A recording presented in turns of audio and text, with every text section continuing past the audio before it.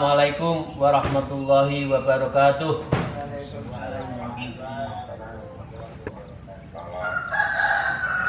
A'udzubillahi minasyaitonirrajim. Bismillahirrahmanirrahim. Alhamdulillahirabbil alamin, arrahmanirrahim, maliki yaumiddin. Iyyaka na'budu wa iyyaka nasta'in. Ihdinas siratal mustaqim.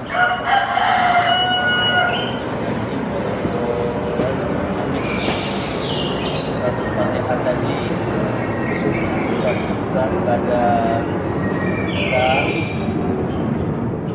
dan itu sebagai wujud dari tawasul. Semoga ilmu yang kita dapat, ilmu yang kita peroleh dalam ngaji kolbu itu mendapatkan syafaat dan juga karomah dari para aulia. Amin ya rabbal alamin. Para salikin rahmatullah, mari kita memulai ngaji ini dengan bersyukur kepada Allah Subhanahu wa taala. Semoga yang kita ngaji ini mendapatkan ridho dan berkahnya.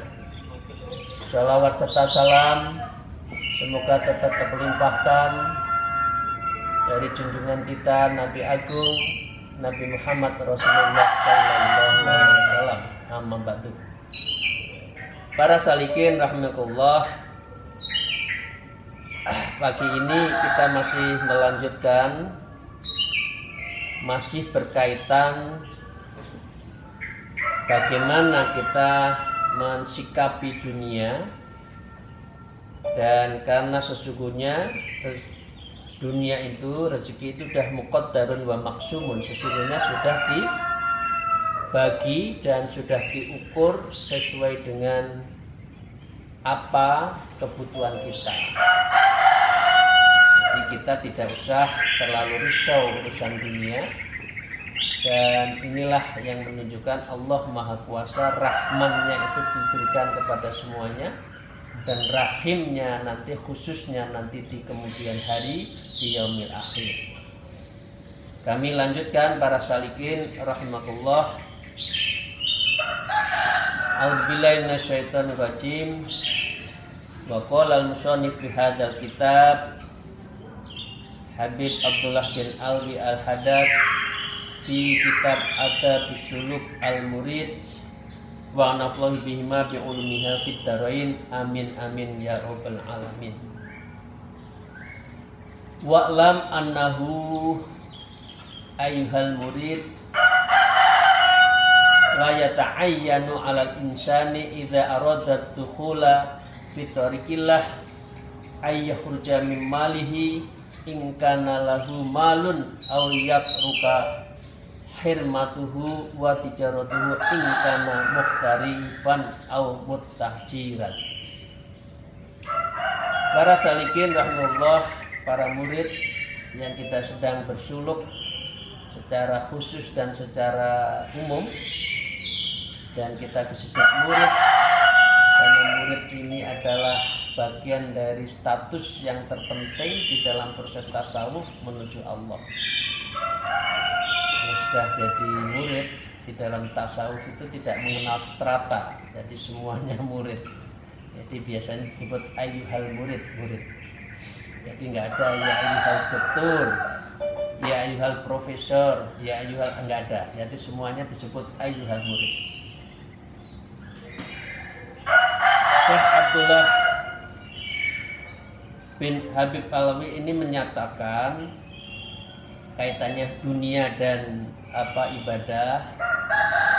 La yata'ayyanu 'alal insan idza arada dukhulu fi tariqillah ayyuh rajamin malihi. Ketahuilah para murid, maka sesungguhnya la tayyanu, tidak ada sebuah keharusan, alal insan, kepada kita yang orang yang ingin mendekatkan diri kepada Allah itu, idza aradat dukhul, apabila kita itu sudah berkeinginan ad-dukhul, yaitu masuk dalam sebuah situasi, kondisi dan tujuan untuk menuju muraqabah, musyahadah, mukasyafah, dan akhirnya kita tajalli dan wusul ilallah, apa yang tidak ada keharusan itu, yaitu tidak ada keharusan untuk meninggalkan. Kalau kita di dalam thariqah ilallah, mengambil jalan menuju Allah, ayyukhruja, kamu itu keluar, meninggalkan, ya, lepas, enggak, mimmalihi, dari semua hartamu tidak, dari semua pekerjaanmu tidak, dari semua kegiatanmu tidak, karena lahu, ya, yang penting di dalam mengerjakan itu, lahu, kamu semua itu, malun, harta yang kamu miliki itu, ayut roka khirmatuhu wa tijaratahu ingkana muhtarifan au mutajiro. Kalau kamu itu tidak boleh, ya, meskipun kamu itu tidak boleh apa? Meninggalkan pekerjaan, ayut roka khirfatahu wa tijaratahu, ya, dan seluruh perniagaanmu, ingkana muhtarifan au mutajiron, kalau Anda itu memang seorang pekerja dan seorang pedagang. Jadi Bapak Ibu sekalian, orang tasawuf, orang ahli thariqah, orang yang suluk ilallah ini tidak ada keharusan udah tinggalkan, tidak. Enggak. Di dunia ini tetap dijalani. Kata kuncinya satu, kita semua jangan ta'aluk ala dunia, jangan bergantung pada dunia, tidak. Yang terpenting itu semua itu adalah pemberian Allah. Harta, rezeki itu adalah wasilah ibadah kepada Allah, dan itu jalankan sehari-hari. Jadi tidak benar para salikin, orang yang ahli tasawuf, mereka mursyid itu meninggalkan dunia. Banyak orang yang ahli thariqah, dia mursyid, dia juga tasawuf, sesungguhnya dia itu juga jadi pimpinan negara, dan itu dilakukan di beberapa negara luar negeri seperti itu. Jadi mereka sebetulnya mursyid, tapi juga presiden, juga perdana menteri, juga menteri, dan para pedagang yang luar biasa kayanya itu. Jadi, tapi dia itu kekuasaannya itu bukan untuk gagah-gagahan, hartanya bukan untuk sombong-sombongan, ya. Kekuasaannya bukan untuk mempressure rakyatnya atau umatnya. Justru itulah yang bisa mendorong dia itu lebih dekat dengan Allah. Jadi dengan demikian, ini kembali pada apa yang menjadi firman Allah. Ya ayyuhalladzina amanu la tulhikum amwalukum wala auladukum an dzikrillah. Jadi kata kuncinya zikirnya kepada Allah. Jadi mengapa dalam awal-awal di dalam konteks ilmu Naqsabandiyah itu ada namanya zikr darul anjuman bil qalbi. Jadi orang itu sejujurnya zikir nggak ketahuan, karena zikirnya orang tasawuf ini, thariqah ini adalah sir. Ya, dia nggak tahu orang lain itu sesungguhnya dalam hatinya dia selalu zikir, keluar masuknya nafas itu Allah, Allah, Allah, Allah. Ya, itu. Jadi jangan ada salah paham kalau orang yang orang yang tasawuf itu meninggalkan dunia sama sekali, tidak. Apalagi ini tasawuf modern. Yang penting harta itu jangan di hati, itu aja. Anda jangan mencintai hubbud dunya, enggak. Yang penting Anda itu adalah terus ta'alluq Allah. Bergantungnya itu pada Allah, bukan ta'alluq sesama manusia apalagi dunia. Jadi ini syarat ya, jadi hubungan antara seseorang yang thariqah, orang yang tasawuf, orang yang salik suluk menuju Allah. Yang pertama adalah Anda boleh tetap bekerja. Kita semua tetap melakukan perniagaan tijarah. Ya, kita juga ayut roka khirfatahu. Jadi kita harus profesional di bidangnya. Jadi kalau jadi direksi ya tetap kita jalankan direksi itu dengan baik, tetapi hati kita kan kepada Allah. Kita jadi komisaris misalkan terus menjadi guru besar, jadi dekan, jadi rektor, atau jadi apa saja, jadi direktur perusahaan swasta yang besar, jalanin. Tapi itu tidak dalam konteks kita mengejar itu, karena sesungguhnya ini adalah anugerah. Jadi sahabat sekalian, sholat lil fadlillah, mendapat anugerah, mohon anugerah, itu salah satunya itu. Anugerah itu adalah di dalam urusan dunia dan urusan akhirat.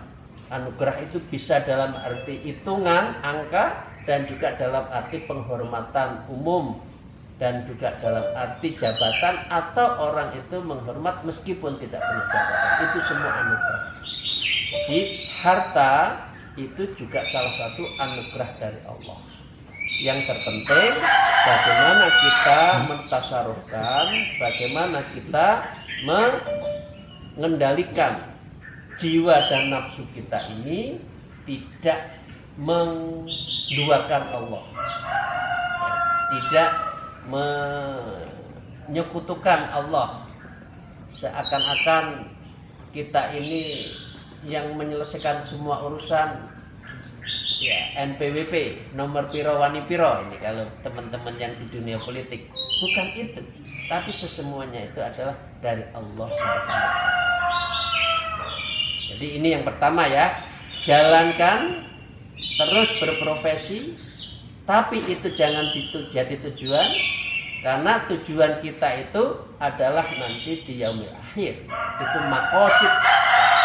Kalau dunia itu mangzilan, dunia itu hanya ampiran, karena itu hanya harus kita persiapkan untuk makosidnya yang abadi itu di yaumil akhir.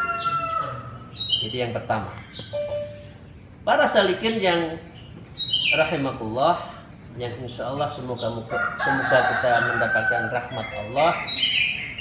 Saya lanjutkan, bal alladzi yata'ayyanu alaihi taqwallah fi mahyafihi fil ismali fit talabi bihaitsu la yatruka faridatan wala nafilah. Bahkan di sini bahkan orang yang suluk pada Allah, orang yang suluk thariqillah, yang orang yang berjalan pada Allah itu alladzi yata'ayyanu alaihi taqwallah, yaitu yang diharuskan tetap bertakwa kepada Allah fima huwa fihi, ya, di dalam hal keseharian, fima, di dalam hal dia sebagai profesional, dia sebagai kaum intelektual, dia sebagai pedagang, semua itu harus dalam konteks takwa kepada Allah. Ya, intinya itu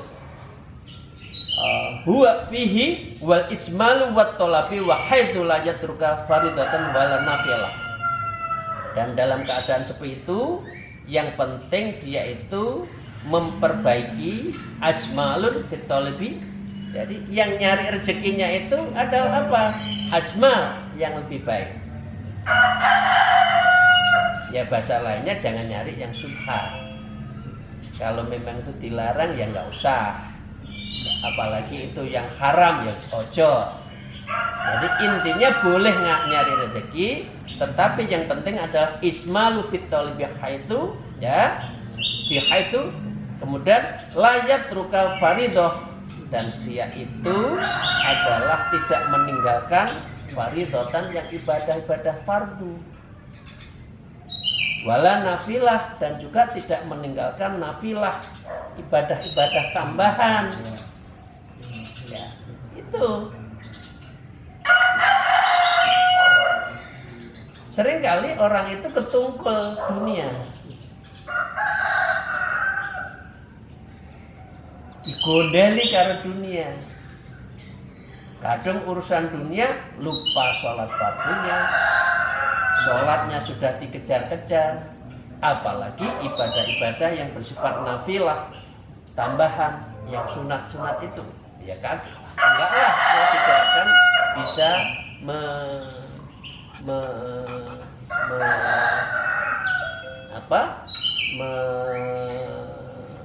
menjalankan dengan baik, nggak bisa.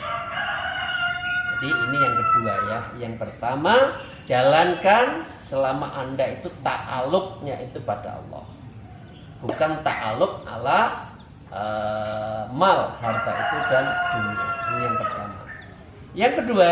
Yang kedua, kunci orang kalau menjalani hidup dunia itu yaitu wal ismalu fit thalabi, golek ono sing ajmal, sing api-api, yang halal. Jangan yang subhat, jangan ikuti pandangan orang golek sing harame angel, apalagi yang halal. Ya subhat pun saya ambil, kira-kira gitu. Nah, jadi lebih baik jangan. Ya. Tuh, mengapa ini penting? Karena memang kalau kita selalu mengejar dunia, nanti akan menyesal di kemudian hari. Ya laitani qaddamtu li hayati.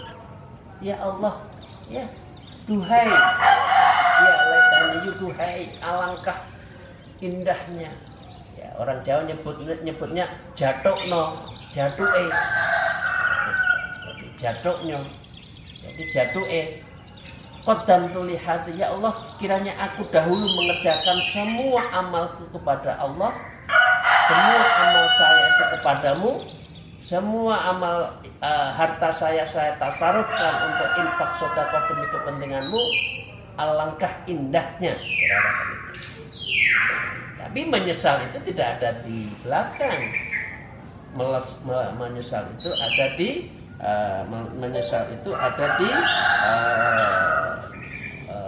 belakang. Menyesal itu tidak ada yang di depan, mesti di belakang. Jadi dengan demikian, ini yang penting adalah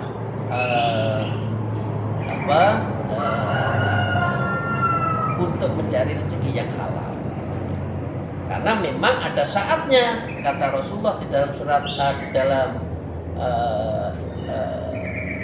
hadis Nabi itu disebutkan, jadi ya'ti 'alan nas zamanul la yuballi la yubalil mar'u ma akhadhu minal halali am min haram.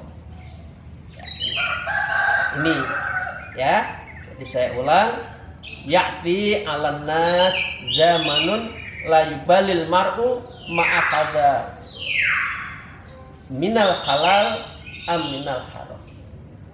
Ada satu saat, kata Rasulullah di dalam Sahih Bukhari, disebutkan akan datang satu situasi, ya, manusia itu kalau mencari rezeki tidak peduli dia itu adalah halal, minal halal, minal haram, atau itu dari haram, nggak peduli. Halal haram, mengambil hak teman, memfitnah, menipu, dijalankan untuk mengejar rezeki. Nah, ini yang dikatakan rezeki yang tidak bisa mendekatkan takwa Allah. Kalau cara mencari rezekinya seperti ini, dia tidak akan mendapatkan jalan thoriqilah, jalan menuju Allah. Jadi ini penting ya, saya sampaikan. Memang ini sudah diprediksi. Nanti itu saking gelapnya manusia itu terhadap urusan dunia, ya ndak halal, ndak haram, ya, dan dia akan kejar terus sampai dia itu mendapatkan. Caranya apa? Boh, yang penting oleh jabatan kui, yang penting oleh rezeki kui, meskipun menyakitkan orang. Padahal disebutkan layat khulul jannah jasadan udiya biharam. Padahal orang itu tidak akan masuk surga, ya, kalau orang itu di dalam rezeki yang mengalirnya itu adalah mengalir di jasadnya itu rezeki yang haram. Bapak sekalian, ya mari kita bismillah ya, mulai berpikir untuk berkomitmen dan juga melangkah untuk nyari rezeki yang benar. Ya. Suaranya Pak Yai. Mari kita berpikir menuju satu langkah yang besar, yaitu untuk mencari rezeki yang benar, yang halal, ya. Ini karena ini pentingnya yang disebutkan boleh golek dunia, bal ya ta'ayyanu alaihi taqwa. Tetapi kamu harus tetap takwa Allah, layat ruka. Kamu tidak yatrok, tidak meninggalkan. Tarkus sholat, ya, fardu, tidak boleh meninggalkan, ya. Yang faridah itu ya rukun Islam itu, ya, zakatnya harus dijalankan, ya, infaknya pateng dan sebagainya, ya, wala nafilah, dan juga kamu itu menambah ilmu amalan-amalan yang sunnah. Amalan sunnah itu sudah saya sampaikan, ya, zikirnya kayak apa, sholat awabin, terus habis isaknya sholat tasbih, ya, malamnya itu syukur-syukur komplit, paket komplit, jangan pahit, ya. Jadi kalau sholat malam yang paket komplit, jangan paket hemat, ya, pakom, paket komplit, jangan pahit, jangan paket hemat. Apa? Ya sholat tahajud, sholat taubatan nasuha, sholat taubatan, sholat liridhoilah, lisyukrillah, lilfadlillah, birrul waliden, ya, terakhir baru sholat hajat. Jangan hajatnya yang didulukan. Anda tidak minta ridho, tidak bersyukur, tidak fadlillah, langsung hantam aja sholat hajat, jangan, ya. Jadi harus dimulai dari paket komplit, ya, yang ditutup witir, menjadi bagian dari namanya ini bagian dari menjalankan nafilah, ibadah-ibadah yang itu menjadikan kita itu lebih tenang walaupun mendapatkan rezeki yang banyak.